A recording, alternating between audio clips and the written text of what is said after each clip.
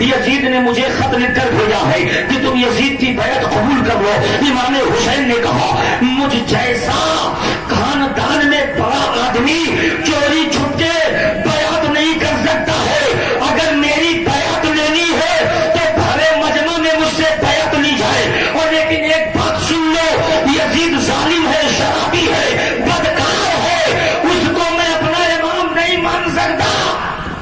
سبحان اللہ۔ آج جب امام حسین نے کہی ولید چپ ہو گیا۔ مروان بغل سے اٹھا، کہنے لگا حسین اگر تم نے یزید کی بیعت قبول نہیں کیا تمہیں قتل کر دیا جائے گا۔ امام حسین پلٹ گئے۔ علی مشکل کشا شیر خدا کے لال تھے، غلط بات سن کے برداشت کرنے والے نہیں تھے۔ حسین پلٹے، تلوار نکالی، ولید نے ہاتھ جوڑ لیا، کہا امام حسین آپ تشریف لے جائیں۔ مروان کو ٹھنڈا کیا، امام حسین تشریف لے گئے۔ مروان نے کہا اے ولید تم نے بڑی غلطی کیا ہے، اگر حسین سے ابھی تم مقابلہ کر لیتے تو بہتر ہوتا۔ اب امام حسین باہر نکل گئے، اگر یزید کی بیعت قبول نہیں کی تو تمہیں قتل کر دینا چاہیے۔ ایک بات یاد رکھو، امام حسین سے مقابلہ کرنا کوئی آسان کام نہیں ہے، ہزار ایک طرف ہو امام حسین، بے شک سبحان اللہ، لیکن لال خاندان ایسے ہے بے شک۔ وہاں مچھلی کے بچے کو تیرنا نہیں سکھایا جاتا۔ امام حسین جب اس دارالحکومہ سے باہر نکلے، نکل کے جب جانے لگے سیدھے نانا کے روضے پر حاضر ہوئے، کہا نانا لگتا ہے کہ آپ نے مکہ چھوڑا تھا مدینہ آباد کیا تھا، مجھے لگتا ہے کہ مدینہ چھوڑ کے مجھے مکہ آباد کرنا پڑے گا۔ نبی کے روضے سے لپٹ گئے اور لپٹ کر کے کہنے لگے نانا جان آپ کا شہر مجھے چھوڑنا پڑے گا۔ سلام پڑھی، درود پڑھا اور اس کے بعد دعا مانگی، سیدھے گھر آئے۔ آنے کے بعد رات کا سناٹا ہوا تو امام حسین نے علی اکبر کو جگایا، عباس علمدار کو جگایا، علی کو جگایا۔ جگانے کے بعد کہا تم لوگ ساز و سامان کی تیاری کرو۔ زینب نے کہا بھیا کہاں جانے کا ارادہ ہے؟ امام حسین نے کہا ظالموں نے مدینہ میں رہنا دشوار کر دیا ہے، ہمیں مدینہ چھوڑ کر کے مکہ جانا پڑے گا۔ سکینہ نے کہا بابا آخر میں سارا سامان باندھ لو۔ امام حسین نے کہا کوئی سامان نہیں چھوڑنا، سارے سامان باندھ لو۔ کٹھیا تیار کی جاتی ہے، شہر والوں نے سارا سامان لادا، اونٹ پہ سوار کر دیا۔ جب سارا سامان باندھا گیا، زینب نے کہا بھیا نانا سے سلام و کلام کر لیا جائے۔ امام حسین نے کہا ٹھیک ہے۔ حضرت قاسم نبی کے روضے کے قریب گئے، نبی کے روضے سے لپٹ گئے اور جالی مبارک سے لپٹ کر کے اور رونے لگے، کہا نانا تمہارے شہر مدینہ کو چھوڑ کے میں جا رہا ہوں اور پورے دنیا میں سب سے پسندیدہ شہر مدینہ۔ اب آپ سوچئے کہ سب سے پسندیدہ شہر مدینہ کیسے؟ نبی پیدا مکے میں اور نبی دفن ہے، تو سب سے پسندیدہ شہر کون؟ مکہ کی مدینہ؟ بولو بابو، مکہ کی مدینہ۔ اب حدیث پاک سنیے، امام ترمذی فرماتے کہ اللہ کے رسول نے ارشاد فرمایا لا يقبض النبي الا في امكنة الغيب، نبی کی روح اسی جگہ پر نکلتی ہے جو جگہ ہوئے زمین میں سب سے بہتر۔ سبحان اللہ۔ اور یہ بھی مسئلہ ہے کہ نبی کی روح جہاں نکلی ہے وہی اس کو دفن کیا جائے، کہیں اور لے کر۔ اس لیے مدینہ سے سب سے پیارا امام حسین نبی کے روضے پر سلام پڑھی، کلام کیا، آخری سلام بھیگی پلکوں کے تلے پیش کیا، الوداع یا سلام کہہ کر رکھتے سفر باندھا۔ یہ قافلہ خاندان نبی کا شہر نبی چھوڑ کے جانے لگا۔ جب شہر نبی چھوڑ کر جانے لگے، جنگل بیابان کو پار کرتے ہوئے جب مقام ثنیہ پر پہنچے، یہ وہ مقام ثنیہ جہاں پہ بنو نجار کی 11 لڑکیاں، کتنی لڑکیاں؟ 11۔ کون سے قبیلہ؟ قبیلے بنو نجار۔ قبیلے بنو نجار کی 11 لڑکیاں جب نبی مکہ سے آئے مدینہ تو وہی مقام ثنیہ پر 11 لڑکیوں نے نبی کا استقبال کیا تھا 10 بجا کر، اور یہ شعر پڑھا تھا وجب الشکر علینا مہا دعا للہ دائی. یہ شعر بنو نجار کی لڑکیوں نے پڑھا اور نبی کا استقبال کیا. مصطفیٰ جان رحمت جب مقام ثنیہ پر پہنچے تھے تو جس طریقے سے استقبال مدینے والوں نے کیا، اور جب امام حسین جانے لگے مدینہ چھوڑ کر تو مدینہ کے چاہنے والے امام حسین کو مقام ثنیہ پر لائے اور لا کر کے یہاں سے الوداع کہا. یہ مقام ثنیہ وہ جگہ ہے جہاں پر آنے والے مہمان کو لوگ ریسیو کرنے جاتے ہیں اور بھیجنے کے لیے مقام ثنیہ تک جاتے ہیں. سبحان اللہ. جیسے ڈھیوروا والے کسی مہمان کو لانا ہو تو جہتیوا تک جاتے ہیں اور چھوڑنے جانا ہو تو جلدی ہوا تک، وہیں سے رکشہ پکڑا دیا کہا سیدھے اترولا چلے جاؤ، وہیں سے گاڑی پکڑ کے بلرامپور چلے جانا. راستہ بتا دیا. امام حسین مقام ثنیہ پر تمام غلام بھیگی پلکوں میں رونے لگے، تمام خواتین مدینہ رونے لگی. کہا اے زینب مت جاؤ، سکینہ مت جاؤ، ام لیلہ مت جاؤ، سحر بانو مت جاؤ. تاریخ بتاتی ہے مدینہ کے بچے بوڑھے نوجوان خواتین سب کی آنکھیں پلکیں بھیگی ہے، اور یہ خاندان نبوت تبلیغ اسلام قرآن بچانے کے لیے، اسلام کا پیغام پھیلانے کے لیے شہر مدینہ چھوڑ کے مکہ کی جانب جب بڑھا. جب شہر مکہ قریب آنے لگا مکہ والوں کو خبر ہوئی امام حسین مکہ آ رہے ہیں.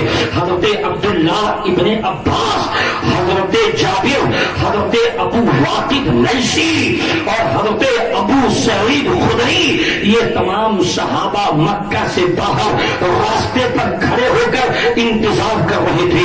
امام حسین کا قافلہ رات کے سناٹا تقریباً 1 پہر کو داخل ہوا. جب امام حسین کا قافلہ شہر مکہ میں گیا تمام صحابہ پکڑ کے رونے لگے. کہا حسین کیا بے چینی ہے، مدینہ چھوڑنے کی وجہ کیا ہے؟ امام حسین نے کہا میں مدینہ نہیں چھوڑتا، لیکن ظالموں نے ایک ظالم جابر اور فاسق فاجر کو میرا امام بنانا چاہا کہ میں اس کو اپنا امام مان لوں، اس کے ہاتھوں میں ہاتھ دے دوں. لیکن اے میرے نبی کے صحابہ سنو، حسین گردن دے دے گا لیکن ہاتھوں میں ہاتھ. بے شک سبحان اللہ. ہم جب چھوٹے تھے تو مکتب میں جب پڑھتے تھے تو بچے میتا جوڑاتے تھے. کیا جوڑاتے تھے؟ میتا. تو ایسے ہاتھ ملاتے تھے، ایسے بھی ملاتے تھے. اس کا مطلب آج سے ہم تم دوست. یہ کانی انگلی جو ہے اس سے بھی ملاتے تھے، یہ 2 انگلی جو اس سے بھی ملاتے تھے. تو میں سمجھ نہیں پاتا تھا اس کے ملانے کا مطلب کیا ہے. لیکن جب پڑھا امام حسین نے کہا ہاتھ نہیں دوں گا، سر لے جانا ہے لے جاؤ، تو میں سمجھ گیا ہاتھ دینے کا مطلب یہ ہے تو میرا دوست میں تیرا دوست، جو میں کہوں تو مانے، جو تو کہے. امام حسین نے کہا ہاتھوں میں ہاتھ نہیں دوں گا، سر لے جانا ہے تو لے جائے. حضرت عبداللہ بن عباس نے کہا لیکن اے امام حسین، اللہ کے رسول نے فرمایا تھا کہ تمہیں سرزمین کربو بلا مقام نینوا میں شہید کر دیا جائے گا، جس کو کربو بلا کہا جاتا ہے. امام حسین نے کہا کہ نانا کا فرمان تو تھا لیکن تاریخ کون سی ہوگی یہ بھی پتا ہے، لیکن سن کون سا ہوگا یہ نانا نے نہیں بتایا تھا، لیکن وہ زمانہ بھی دور ہے. تمام صحابہ نے کہا لیکن حسین تم آخر مدینہ چھوڑ کر آئے ہو تو وہ ظالم تمہیں مکہ میں بھی تلاش کریں گے. امام حسین نے کہا اگر مکہ میں بھی انہوں نے میرا پیچھا کیا تو امام حسین کا جواب وہی ہوگا جو میرا جواب مدینہ میں تھا، وہی جواب میرا مکہ میں ہوگا. نعرے تکبیر، نعرے رسالت، ذکر شہدائے کربلا، ذکر اہل بیت اطہار، نعرے تکبیر، نعرے رسالت. امام حسین جب مکہ پہنچے ادھر کوفہ والوں کی کو خبر ہوئی کہ یزید نے ولید ابن عقبہ کو مدینہ میں خط لکھا تھا کہ حسین سے میری بیعت لے لو، اور حسین نے انکار کر دیا. کوفہ والوں نے کہا بہت اچھا موقع ہے، امام حسین کو کوفہ بلا لیتے ہیں اور حسین کو ہم اپنا امام مان لیتے ہیں، یہ تو بڑا اچھا موقع ہے، امام حسین کو میں نے بلایا تو فوراً چلے آئیں گے۔ فوراً سلیمان ابن سرخ، ایک کوفہ میں ایک بہت ہی ہوشیار آدمی تھا جس کا نام سلیمان ابن سرخ ہے، اس کے گھر پہ تمام دانشوران کوفہ جمع ہوئے، بڑے شہزور لوگ جمع ہوئے۔ جمع ہونے کے بعد خط لکھتے ہیں، اے امام عالی مقام، آپ کے ابا کے ہم غلام تھے، آپ کے نانا کے ہم غلام تھے، آپ کے ابا میرے امام تھے، میرے خلیفہ تھے، لیکن میں آپ کے سوا کسی کو خلیفہ نہیں مانتا، یزید ظالم شرابی ہے، اس کو میں امام نہیں مانتا، امام حسین آپ تشریف لاؤ، میں آپ کو امام مانتا ہوں، اور اگر آپ تشریف نہیں لائے تو کل میدان حشر میں تمہارے نانا کے سامنے ہم جواب دیں گے کہ یا رسول اللہ، تمہارے نواسے کو میں نے امام مانا تھا، ان کو میں نے دعوت دیا تھا اور بلایا تھا، لیکن حسین ہمارے درمیان نہیں آئے تھے، تو اے حسین تم کیا جواب دو گے؟ یہ کوفہ والوں نے خط لکھا اور خط لکھ کر کے روضہ رسول کی جانب سے یہ امام حسین کی بارگاہ میں کوفہ والوں نے حضرت عبداللہ ابن صبح حمدانی اور عبداللہ ابن دان، یہ دو لوگوں کے ذریعہ کوفہ والوں نے خط بھیجا۔ عبداللہ ابن صبح حمدانی یہ بھی کوفی ہے اور عبداللہ ابن دان یہ بھی کوفی، دونوں کے ہاتھوں خط بھیجا۔ خط آیا روضہ رسول کے قریب سے گزرتا ہوا مکۃ المکرمہ پہنچا اور دونوں خط امام حسین کو دیا گیا۔ امام حسین نے خط پڑھا، پڑھنے کے بعد میں اپنے تمام ساتھیوں سے اور نبی کے صحابہ کو بٹھا کر مشورہ لیا، یہ کوفہ والوں کے خط آئے ہیں، آپ کا کیا ارادہ ہے؟ ابن عباس نے کہا امام حسین ہرگز نہیں جانا، آپ جانتے ہو کوفہ والوں کی غداری اور دھوکہ دھڑی مشہور ہے، وہ لومڑی کی طرح ہے، ان کا چہرہ گرگٹ کی طرح ہوتا ہے، جیسا موقع دیکھتے ہیں ویسا رنگ بدل دیتے ہیں، اس لیے کوفہ نہیں جانا۔ امام حسین نے کہا ان لوگوں نے خط لکھا ہے، اگر میں نہیں گیا تو کل میدان حشر میں نانا کے سامنے وہ میری بات بیان کریں گے کہ میں ان کے درمیان نہیں گیا، تو میں کیا جواب نانا کو دوں گا؟ یہ سارے عنوان مضمون خط میں لکھے ہیں۔ امام حسین نے صحابہ سے مشورہ لیا، صحابہ نے کہا مت جاؤ، لیکن 3 دن کا زمانہ گزرا تو 53 خطوط امام حسین کی بارگاہ میں آ گئے۔ آخری خط جو آیا امام حسین کے دربار میں ہانی ابن ہانی کے ہاتھوں اور حضرت سعید ابن عبداللہ حنفی، یہ دونوں حضرات آخری 2 خط لے کر کے آئے، جس خط میں لکھا تھا اے امام حسین، یزید کو میں نے امام کبھی نہیں مانا، تمہارے باپ کو امام مانا تھا، تم میرے امام ہو، اگر تم آتے ہو تب بھی تم میرے امام ہو، نہیں آتے ہو تب بھی تم میرے امام ہو۔ یہ خط لکھ کر کے امام حسین کے پاس جب آیا تقریباً 57 خطوط امام حسین کی بارگاہ میں آ گئے۔ امام حسین نے پڑھا، تمام صحابہ سے مشورہ لیا، سب نے یہی کہا، حضرت جابر نے کہا امام حسین تم کرب و بلا کے راستے سے کوفہ ہرگز نہیں جانا، اس لیے کہ تمہارے نانا کا فرمان تھا، اللہ کے رسول کا فرمان تھا، ان ابنی ھذا یقتل بشاطین فراتے بے موضعین یقال لہو کربلا، کہ یہ میرا لال حسین اس زمین پر شہید کیا جائے گا جس کو کرب و بلا کہتے ہیں۔ اصل میں اس کا نام ہے نینوا، اس زمین کا نام کیا ہے؟ نینوا، لیکن اس زمین کو کرب و بلا کہتے ہیں۔ اس زمین کا نام پڑا ہے 2 لفظوں سے، کربن و بلاؤن۔ کرب مانے مصیبت اور بلا کے مانے تکلیف، اور کربلا کے مانے کیا ہو گئے؟ مصیبت اور تکلیف۔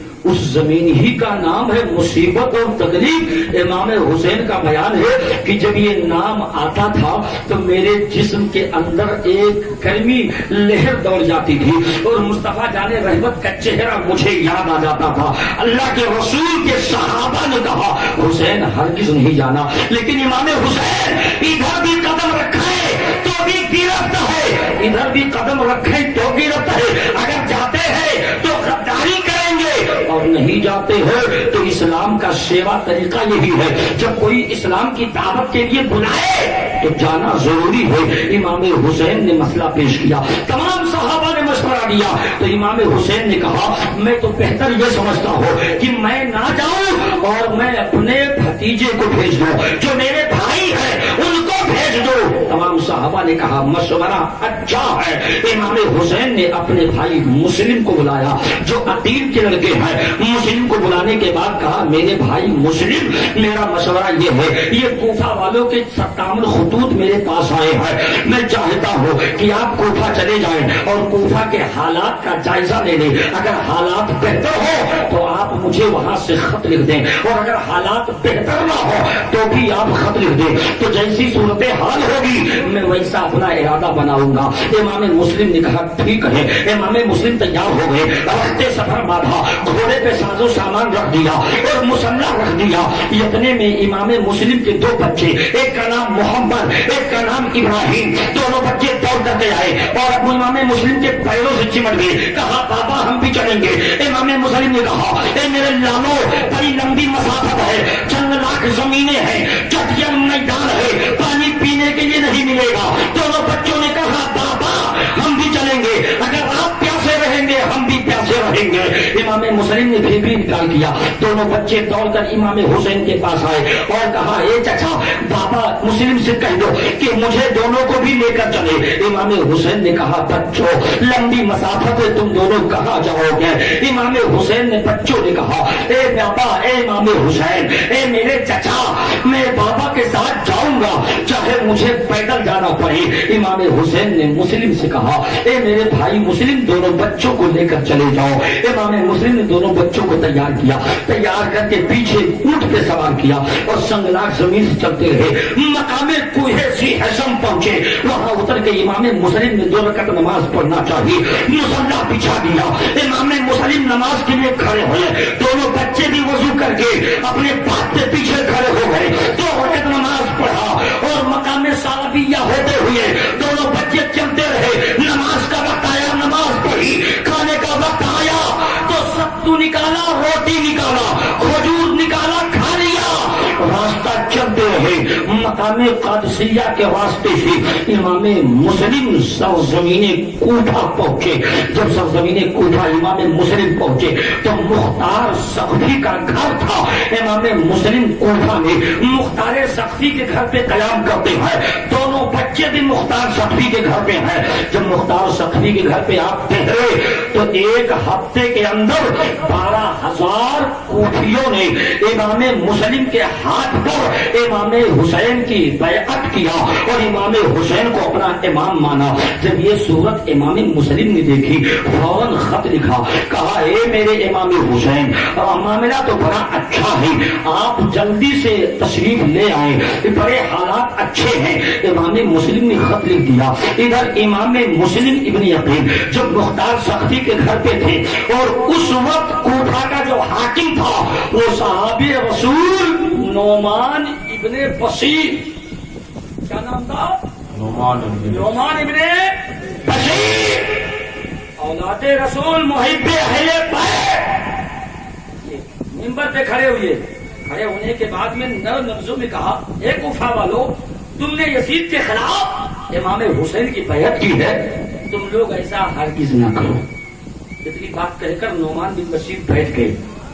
یہ ساری باتیں مجمع میں بیٹھا یزید کا ایک چاپلوس تھا جس کا نام مسلم ابن عمر باہلی، عمارہ ابن عقبہ، یہ لوگ بیٹھے مجمع میں سن رہے تھے۔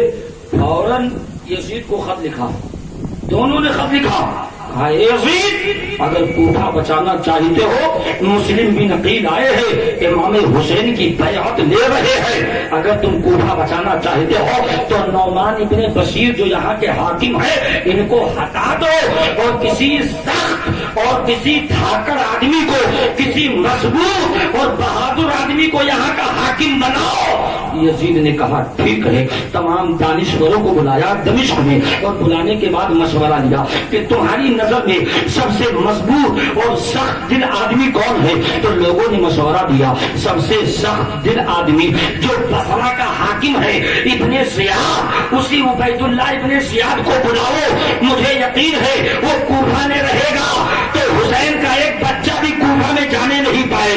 اس لیے اسے بلایا جائے۔ فوراً یزید نے بصرہ کے لیے ایک قاصد بھیجا اور بھیجنے کے بعد عبید اللہ ابن زیاد کو بلایا۔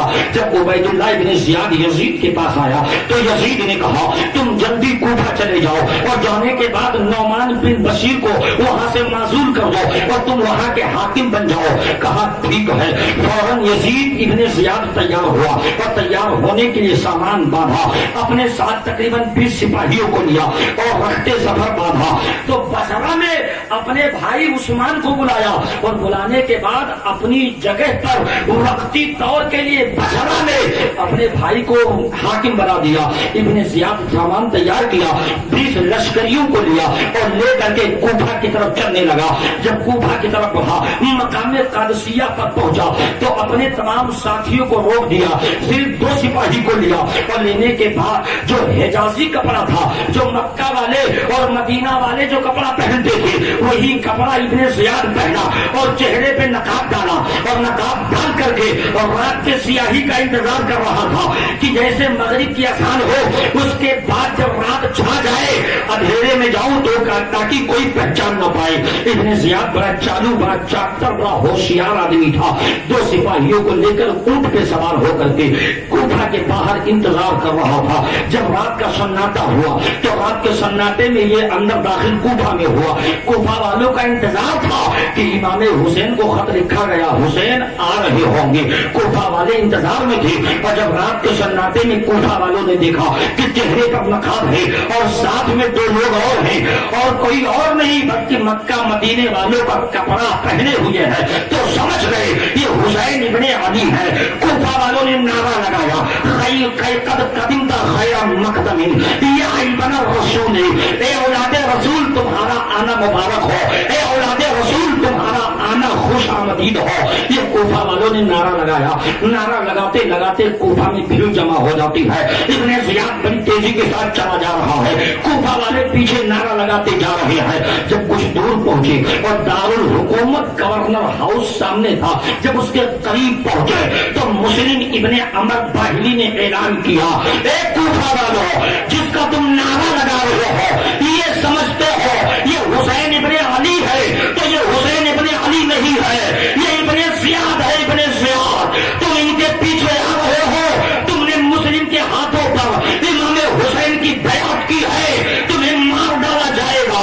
سارے کوفہ والے افسوس کرتے ہوئے اپنے گھر لوٹ گئے اور رات میں سب افسوس کر رہے تھے۔